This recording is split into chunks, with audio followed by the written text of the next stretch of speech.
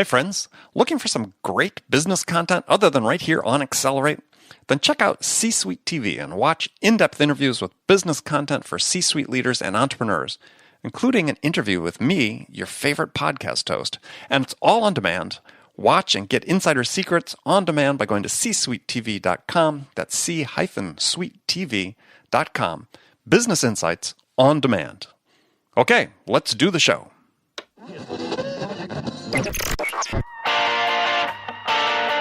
It's time to accelerate. Hey friends, this is Andy. Welcome to episode 479 of Accelerate, the sales podcast of record, where I hold in-depth conversations with today's leading experts in sales, marketing, and leadership 6 days a week. Okay, one of the hardest things a sales leader can do is hire salespeople. Getting it right is so important because getting it wrong can be hugely distracting and costly in terms of lost time, lost sales opportunities. So to help you get it right, create a simple playbook to hiring the right sales candidates for your company. It's called How to Hire a Winning Sales Team. Very matchy title, I know it. But best of all, it's free. And you can get it by going to accelerate.fm/winning. Download your free playbook to hiring a winning sales team. Again, that's accelerate.fm/winning to get your free copy today. Joining me on the show is Oleg Rogynskyy. He's the founder and CEO of People.ai. Now, this is a sales management platform that helps to reimagine how managers can make decisions by allowing them to reach conclusions based on hard data, as opposed to just intuition and anecdote and so on. So, we'll talk about that today. Oleg, welcome to Accelerate. Thank you, Andy. So, a sales management platform. So, in your mind, what is the biggest challenge sales managers face today? The biggest challenge that we found sales managers face today is the fact that most of the decisions around managing a sales team are being made based on hunch, intuition, and very little data. And even those who manage their teams based on data typically rely on lagging indicators, such as revenue or no revenue, versus the indicators leading up to kind of closing deals and end of quarters. So, okay. I mean, we obviously seen this huge influx of sales technology coming into the sales business in the last several years. Yeah, People.ai being among them. What doesn't seem to have changed much, though, is that the overall performance of salespeople. I mean, if you look at some of the studies that come out, and we could debate, I'm sure, over the validity of some of the data, but generally it shows that roughly half of salespeople don't make quota, and business-to-business close rates are declining, even though there have been this relatively sizable investments in the people's sales stack and so on. So, how do we reconcile that? You're absolutely right. The sales stack has become massive. I'll look at my sales reps. They use 5 to 10 tools each for all kinds of different purposes. It's very fragmented. It's poorly integrated.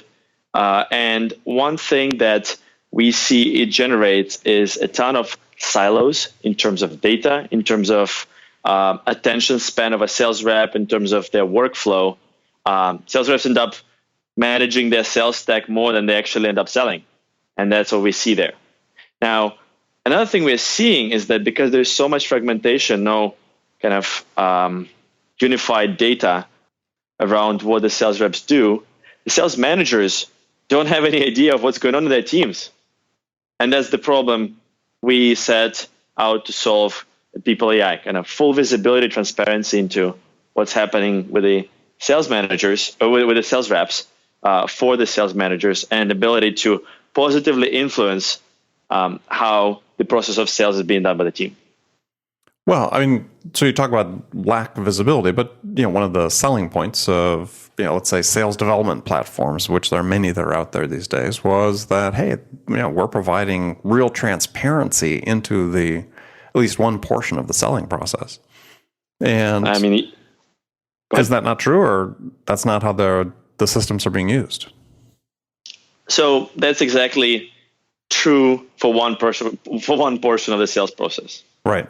So we are seeing that there is multiple systems that each one covering its own piece of the stack, but there's no unifying glue or one place with one click where you can go. You can find out very clearly what's happening. You can find out what should I coach my rep on exactly, or how's his ramp going versus the ramp of the best guy from 2 years ago.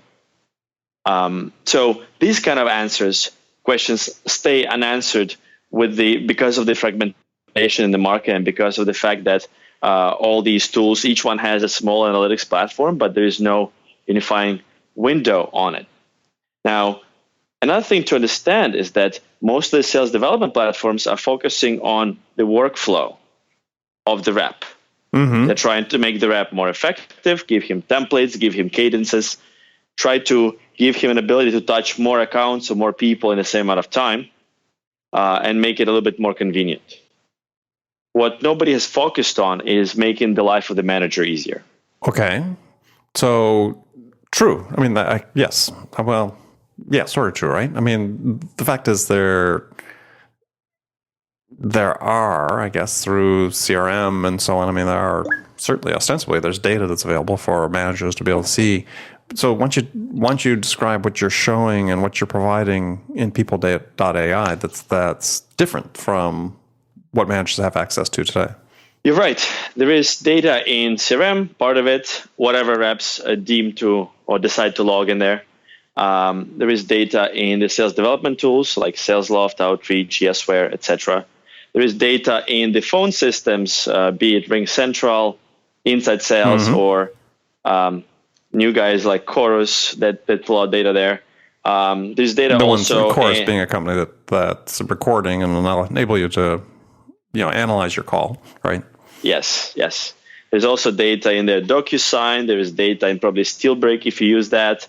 There's data in your WebEx about who joined the call. There's your calendar. There's all these places where there's data about what the rep did. But still, we run into situations where, like yesterday, I had a meeting with a pretty successful CRO from a large, fast-growing company who spends an hour every Monday morning counting how many meetings are on his reps' calendars for the upcoming week to see if we're staying on par with the plan or not. So there is still no one place where all of this data lives, is formatted or is normalized in the right way, mm-hmm. and can provide very easy, one-click, actionable answers without any digging or calling on to your sales ops people about the decision you're facing right now as a sales manager. So you described and you listed, a variety of different platforms, apps would be element of your sales stack. And I'm assuming what you're saying is that you're able then to pull all that data into a central spot. And you said normalize it and make it available for the managers to see in one place. Yes. So we connect to 98 different systems right now, pull in all of the data in high definition about everything the sales reps do, and format it in a way where it answers specific actionable questions that sales directors run into every day in their work. So give us an example. A good example would be ramp.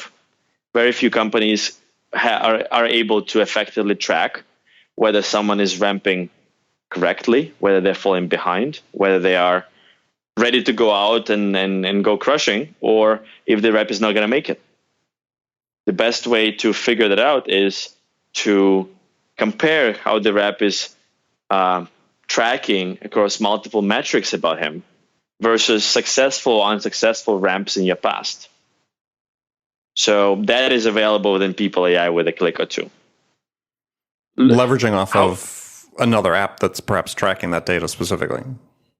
Leveraging off all the email activity, phone, document activity, mm-hmm. WebEx, GoToMeeting, etc. Basically everything that your current rep is doing, as well as the reps have been doing previously on your team, and as well as leveraging Salesforce data to figure out how that ramp activity overlays on your sales process and whether there is some outliers, both positive or negative, on the ramp trajectory and the sales process itself. Very simple example is the new rep just got a couple opportunities in. Is he talking to the power? Because typically you need to, in your sales process, based on all historical closes, you need to have a C-level involved at day 30 of the sales cycle, or the chances of you not closing the deal are very slim. And so if the current rep is not having C-level power in both of his opportunities, he's working on during his ramp. You need to know that, and you need to know that now. Yeah, it brings an interesting question about data, and one of the things that we find with data is that we tend to use data to reinforce our current filter, our current perspective on things, right? The whole confirmation bias issue. Mm-hmm. How do you help managers sort of avoid that? That is a good question. And to be honest, a lot of the use we're getting right now is with sales managers confirming or kind of not confirming their hunch. All of them have experience managing their teams, and they have developed some kind of level of hunch or intuition when something goes wrong or right. Now, a lot of decisions can be very important, like letting someone go, or actually hiring someone, or moving someone to a different role, a team. And from what we learned, these decisions are typically made without any data, just on that hunch I talked about. So very frequently, we get user feedback where they say, hey, I was wondering why this rep is not making it. Now I know exactly why he's not making it. I know where his bottleneck is. And I'm going to focus my next 3 one-on-ones with him on fixing that specific bottleneck that I found in his behavior. Yeah, well, again, I've interviewed a number of people recently about data because one of the things that I'm concerned about is that, yeah, we're producing this data, but we haven't really distinguished between correlations and causality. Mm-hmm. And so, we default to correlations, and without really understanding, the causal factors that are really determining what the outcomes are. So it seems like a great opportunity for a platform to come along and say, yeah, here we can really shine the light at these variables that you need to focus on to determine which ones of those are just correlations or actually causal factors. Yep. Otherwise, we're still just managing by anecdote. Absolutely. And I mean, the interesting thing is that we've been doing this to servers for years.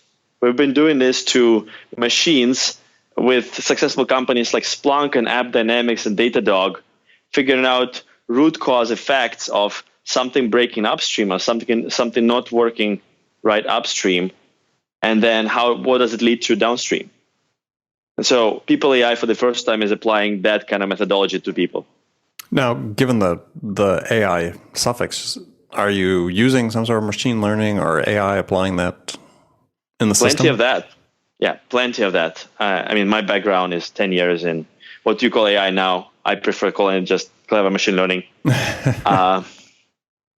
The machine learning domain name wouldn't be as sexy. No, people have a hard time typing that in, yeah. Yeah, but yes, we do have plenty of machine learning applied throughout the application, from tactical use cases where just data deduplication, data normalization, it's not that easy. You have to put in a lot of thought and engineering there, as well as a large amount of data and a way to bridge gaps in that data with machine learning. And then besides that, our kind of V2 version of the product is going to be fully predictive. And it's going to be proactively answering questions like the ones I told you about before the manager even asks them. So that's the part where machine learning is going to shine in full force. Well, you talk about, I mean, I agree that it's going to have a big role to play. I'm sort of pausing, thinking about, because it's the next question, which is, we seem to be sort of in a rush in some respects to, especially when it comes to managing and coaching sales reps, to want to automate parts of that. Yet, it's great to have data, but there's still a human aspect here. Mm-hmm. So, like the predictive part of it, I mean, how valuable is that really going to be? Because you're predicting something that's the outcome of a human talking to a human, and while you certainly can, draw a circle around what the possible outcomes might be, is there's still human-humans, very complex interaction. How precise can we really expect to be? Well, it depends what you're applying predictive to. we're in no way trying to replace the sales reps or the sales managers. What we are trying to do, we're trying to add a layer of data in their kind of interaction with each other. Just think about it. Sales profession is considered to be one of the most kind of disposable professions. It's totally fine to hire a rep and 2 quarters later to fire him in these days. While it's definitely not fine to hire. Certainly in certain businesses, yes. I mean, yeah. And then it's totally not fine to hire an engineer and fire him in 2 quarters later. Why is it so? The reason why we think the world is that way right now is that there is no data describing the behavioral and kind of performance aspects of a sales rep outside of very basic data points like how much money did he make, which is a lagging indicator, or like number of emails, calls, and meetings that the guy produced. That's basically it for absolutely every sales team out there. That's how they try to optimize and improve their team based on those 4 data points. That's not enough. And so what we are doing is bringing in a lot more data, metrics, and KPIs around everything that a sales rep does. And when it comes to making decisions like letting someone go, you can't do it on a hunch anymore. You have all of the data in front of you about his performance. And guess what?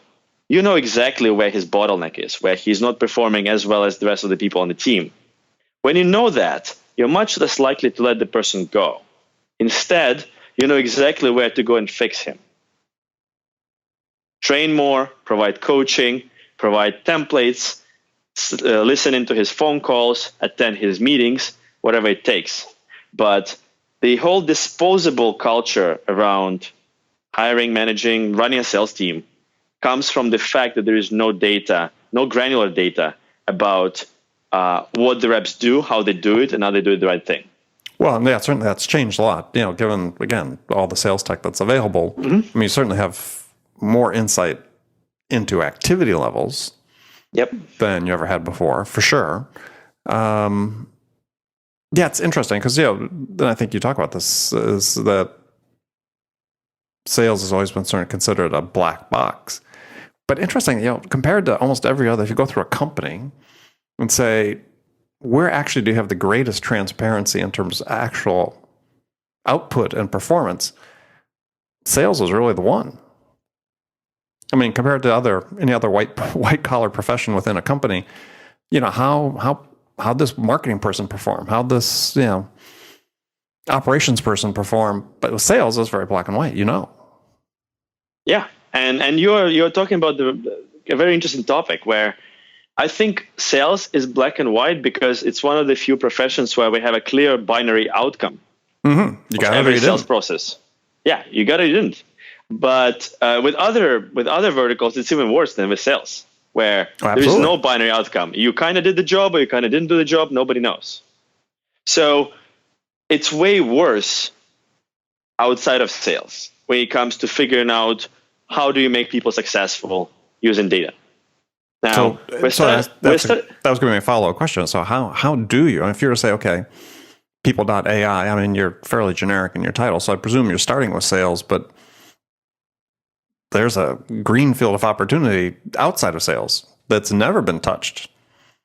Absolutely, and I can't comment on the plans outside of sales, but you're right. There is a greenfield opportunity there, and there's a lot to be done. And guess what? Sales is the best data set to train the machine to go after other verticals. Okay, you didn't comment, but you just did. Perfect. All right, we're going to keep track of that. So, again, you also make a comment that no manager can definitively say what separates a top performer from a low performer. And is it really the lack of data at this point? The point that you brought up here, which is really, really interesting, is that managers can't tell the difference. I mean, outside of the revenue numbers. I think there's a lot of problems compounding there. First one is data. There's, in many cases, lack of data, in many cases, too much data, but there's never data in a very easy to consume, accessible format. Just try to go to a sales team and pull in all of the activity and conversion data about a person in one place. You probably either will have to spend months building something in Salesforce and then building a bunch of integrations, or you're going to have to pull together several data sets and then do some VLOOKUP magic. From our experience, a lot of sales directors think VLOOKUP is a swear word. So the first, there is lack of data. Second is there is lack of data education. How many sales managers do you know that know how to use R or Python to pull data together and clean it up and use it? Probably none. None, right? Yeah. Some of the best sales managers I've seen in the industry are the ones who know how to manipulate data. Example would be Steve Browdy at MuleSoft. He spends 80% of his day in Tableau, not in Salesforce. Mm-hmm. Because that's how he learns the insights. Mm-hmm. Same thing with shout out to 5 Stars guys. I've heard from their CRO that they're hiring borderline data scientists to manage their sales teams. Why is it so? It's because they understand the value of data, and they understand that your typical sales manager who was a sales rep 2 years ago and just succeeded at crushing his quota for a couple quarters in a row, that person can't get the max value out of the data. So let's just hire people who know how to work with data. Sure. And so can they work with people? Third piece is, that's a different question. Third piece is that it becomes the question at some point. Yeah. Third piece is that I don't know if you tried, but if you, I still haven't succeeded pulling together 3 tables into one report in Salesforce reports. No, it's hard. It's pretty much impossible. So what we're seeing here is lack of data, lack of knowledge how to work with the data, lack of platforms that can do this work for you and provide you with the answers. Mm-hmm. And then the fourth one that we see is how many sales managers do you know that would rather dig into data than go and sell or help their reps sell? Many. There's also many, an increasing number. So that's increasing. However, if you go out of Silicon Valley, probably New York, I haven't seen many kind of on the across the more classic companies. It is becoming a trend. Don't get me wrong. No, it's absolutely driven by the Valley. I mean, it's been this. Yeah, and so the last point I'm trying to make is that your classic sales manager also doesn't place enough value onto working with data, so he just doesn't spend the time. Well, it's an interesting conundrum I think that managers are finding themselves in these days, is that actually the demand for data is really emanating from above in many cases, right? That they're feeling the pressure to become, metrics jockeys more and more because they have this reporting requirement, right? Mm-hmm. Now that there's transparency in this data and everybody has access to it, they're becoming more accountable for the hard data, as you referred to it, than they've been in the past. And it creates this conundrum of the metrics are absolutely essential. Having more visibility is, gosh, that would have been fantastic. If I could think back 20 years ago, would have killed for it, but it's still a people business. Yep. And this is I think is the challenge that we're going to have as an industry, as a sales industry, is how do you optimize both? How do you use one to help optimize the performance of this human whose job is out dealing with other humans and these sort of complex sales interactions? One thing to keep in mind is that all of the sales world is operating on a very similar process. Obviously there is changes in your pitch, in your sales cadence, in your sales cycle, in the personas you're working with. But on a high level, the process is very similar. It was created by SFA, Salesforce, Oracle guys years ago, and we still follow it pretty thoroughly. I think a very specific segment of the sales industry does. Now, certainly, SaaS business, tech companies, but That's just a small fraction of the entire sales industry out there. And, give an example. I gave a keynote at a national sales meeting for a company yesterday, big consumer electronics product company. Everybody would recognize the name. Yeah, very little CRM usage, very little tool usage, selling a complex technical product, not hugely high dollar volume product, but still nonetheless, it requires, person to person selling. Mm-hmm. And I think it's very typical. It's way more typical these days than I'm saying companies that still haven't even been exposed to these tools. And I think that becomes a real challenge for us as an industry is, how do we get people, where do we start people to adopt technology to help them, capture the data they can use to become more effective? So let's go back to the current sales stack. With the current sales stack, you would want them to actually bring in 5-10 pieces of the sales stack, integrate with each other before any of the data starts being captured if they don't have CRM adoption today. Yeah, well, I'll give you an example. Let's take an example of another client I spoke to a couple months ago. 100 inside salespeople. They have the only tech they have is their own custom-built CRM. They use that's it. That's their entire sales stack. There's 100 inside sales reps. Yep. And how do they communicate with the world? Through phones, right? They're picking up, making phone calls, and they're just tracking it in their homegrown CRM. But probably some email here and there. Probably they're inside sales. They don't do meetings, but a little email, but even not much of that. Mm-hmm. So these guys still produce levels of activities in systems that they use for those activities. And then they manually log it into CRM. I mean, we're not going to go into CRM sync problem where logging activities it has been solved by many companies. But bottom line is there's still activity happening and there is still a pattern through which they succeed or fail. And still the sales management wants to capture that pattern of kind of successful sales motion, figure out which reps are really good at it and what they do exactly, and which reps are not performing as well, and how to replicate top performers to the bottom performers and bring the whole kind of the average temperature in the room up.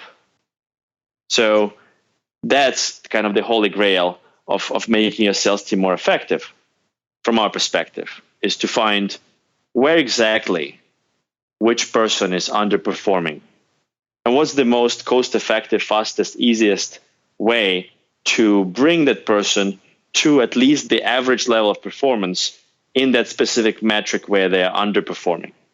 If you keep on blocking such bottlenecks consistently within your team, the whole team will get better and you don't have to fire anyone. Yeah, you will, but yes. You will, but yes, I understand. Well, I mean, but I was trying to relate what you're saying back to, because to me, this is the real challenge for sales as an industry, is that there are great applications, great systems, platforms like you're developing coming out, which, you can, you said you've integrated with 98 different data sources right now. There's another year, there'll be another 98 more, right? It's not that, we got everybody in the valley using something like this. That's fantastic. But my audience is nationwide, people from all industries, many of whom are like the company I described before that aren't using anything in the sales stack at all. So it's like, where do they start?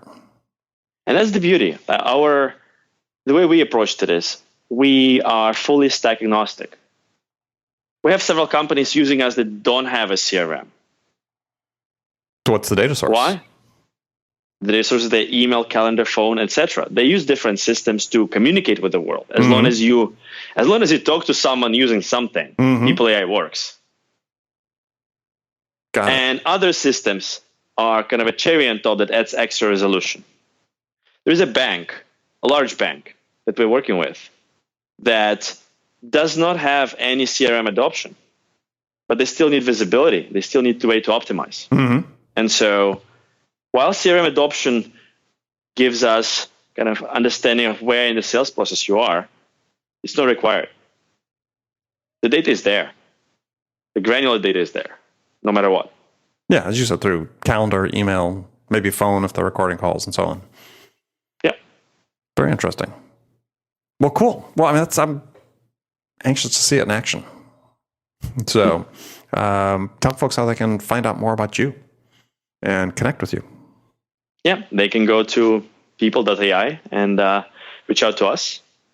We've been really focused on building the platform and mostly doing kind of targeted outbound approach to our go-to-market, just because it is very important to pick your customer early to make sure you have the right customer. So what's the ideal client profile for you today, for people listening to this, to see if this would be a fit with them? Ideal profile is B2B companies, mostly in tech, ad sales. So anywhere where there is a structured or semi-structured sales process that have between 20 to 250 sales reps. Okay, perfect. And if they have that, you know the guy to reach out to, Oleg. And actually, if you go to people.ai, your face pops up in the chat box often. So, yep, we have a team manning that, including me. Everybody in the company does support. They do kind of customer-facing interactions, including intercom. And you can also reach me at oleg@people.ai. Excellent. All right, Oleg, thank you very much for joining me.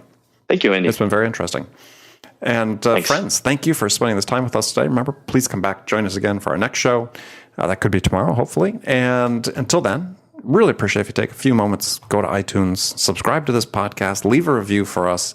We really want to hear what we could do to help deliver more value for you with the show. And so thanks for joining me. And until next time, this is Andy Paul. Good selling, everyone.